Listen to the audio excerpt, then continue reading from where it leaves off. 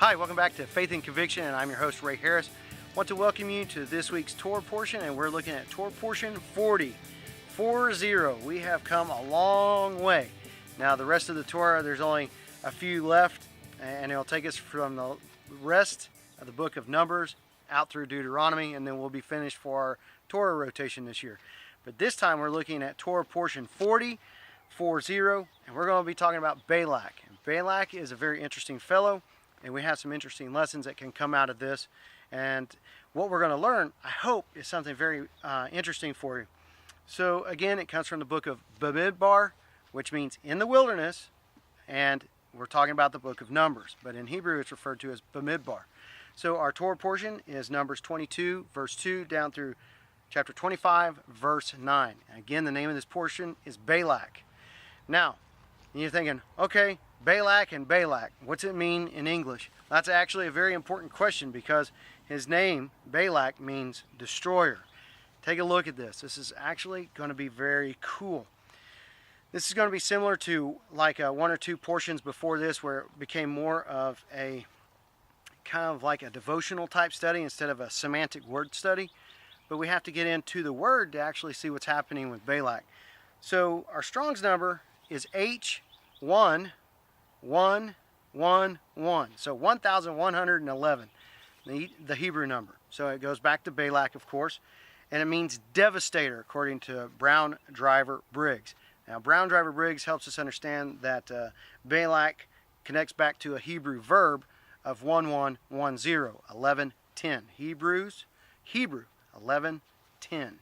So, and that means Balak, which means to waste, to lay waste, to devastate.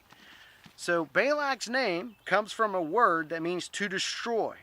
Now, as I was studying through this, what came to my mind was the idea, and I don't know if this is a great parallel or not, but it kind of helped me.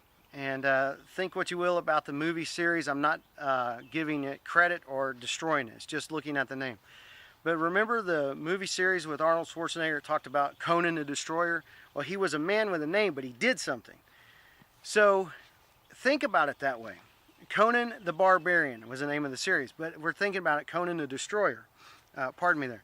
Now, so Balak is a destroyer, and we're going to find that out when we look in our Torah portion. So Balak, the name, is found in Numbers 22. It is found in Numbers 23. It's found in Numbers 24. But also down in Joshua chapter 24, verse 9, Judges 11, verse 25, and Micah 6, verse 5. But it's also found over in Revelation chapter 2, verse 14. I'm sorry, chapter 2, verse 14. Yes, I'm correct on that. So what we find is Balak saying this to Balaam in Numbers 22, verse 6. Come now, therefore, and this is King James, I pray thee, curse me these people, for they are too mighty for me. Peradventure I shall not prevail, that we may smite them, and that I may drive them out of the land.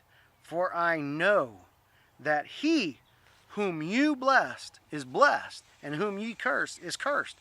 Now it reads a little bit different in this translation, and it comes out this way. Come then, put a curse upon these people for me. Since they are too numerous for me, perhaps I can thus defeat them and drive them out of the land. For I know that he whom you bless, meaning Balaam blesses the Israelites or curses them. For I know that he whom you bless is blessed indeed, and he whom you curse is cursed. Now what is Balak wanting to do here? He is wanting to live up to his name and use a curse to destroy them. Now, it's not a curse like what we think of in modern English, where you're using curse as vulgarity and you're speaking through what some people describe as vile and vulgar language. That's not what we're talking about.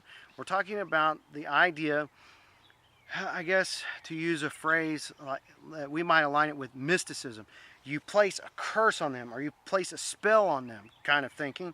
And through that curse, you're going to destroy those people. And Balaam, of course, can't do that. All he can do is put a blessing on the Israelites. But we know that Balak is trying to live up to his name of destroyer, because he wants to be a devastator to these mighty people who he has seen come in. It's very interesting that Balak is also from the Moabite area. Now, that plays into some of the history of these people and what happens in that area, but it's very powerful what his name means and what he's trying to accomplish, he being Balak. Now, as always, we're trying to go from the Hebrew down to the Greek, and then we come over into the English, but this time I just wanted to find out where Balak is in the New Testament. And again, it's only found in Revelation as far as my studies go. So Revelation has it this way. Jesus says to the church at Pergamos, I have a few things against you, because you have there them that hold the doctrine of Balaam. Now that becomes very important when you understand what Jesus is referring to, and you're looking back to Balaam and Balak, who hold the doctrine of Balaam, who taught Balak. Now in the King James it was B-L-A-C, so it was actually harder to find in a search. But don't worry about the name spelling. What you're looking for is the name of the person. So it's Balak. To cast a stumbling block before the children of Israel, to eat things sacrificed to idols, and to commit fornication. So here's what Jesus is saying to the church at Pergamos. You have people there who are acting like Balaam and Balak, who want people of Israel, the chosen ones, to eat food sacrificed to idols who are not gods, as Jehovah God, and then you want them to commit sexual fornication. So Jesus is speaking very stridently to the church at Pergamos about something that's going on, which they should not be doing. And he brings it back to the lesson from Balaam and Balak here in Numbers 22.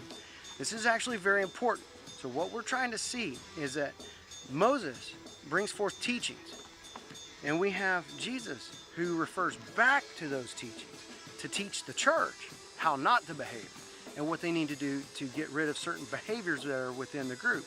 And of course, Jesus brings mercy, he brings grace. God, through Jesus, shows mercy and grace. But he's also showing that we as the children and we as the chosen are simply not supposed to behave the way Balak and Balaam were behaving. We need to make sure that we're behaving properly and learning these lessons. So this is the power of Moses and the power of Messiah, and it shows how they both testify to the same thing. And this is actually very important and very helpful to us as Christians. So I encourage you to study these things and continue looking at these things. But for this week, I hope it's been an encouragement and a blessing to you. Until next time, continue to seek God